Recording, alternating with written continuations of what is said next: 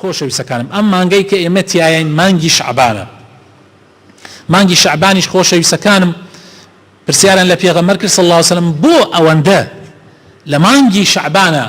وەکو ئیمامی نەسائی ئەیگەڕێتەوە شێخ ئەلبانیش ئەفەرمێ حەدیسەکە صحیحە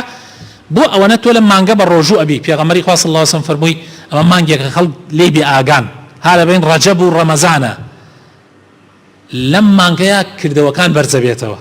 بۆ لای خوای تەعالە بۆیە تایە بە ڕۆژوو طبعا کردەوەی ئینسان ڕۆژانە بەرزە بێتەوە هەفتانە بەرزە بێتەوە ساڵانەیش بەرزە بێتەوە ڕۆژانە لە نوێژی بەیانیانە و لە نوێژی عەسرە هەفتانە لە پێنجشەممەیە لەسەر جمعە بۆیە پێغەمبەر صلی الله علیه وسلم تایە ڕۆژووی گرت و ڕۆژی پێنجشەممە ولا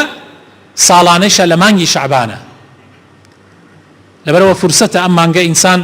هەرچەندێک تایە بە ڕۆژووی پێغەمبەری خوا صلی الله علیه وسلم لە هەموو مانگەکان جگە ڕەمەزان لە هەموو مانگەکان زیاتر لە مانگە ڕۆژووی گرتووە و ئەو حەدیسەش صحیح نییە کە لە دوای 15 ناوێ بیگری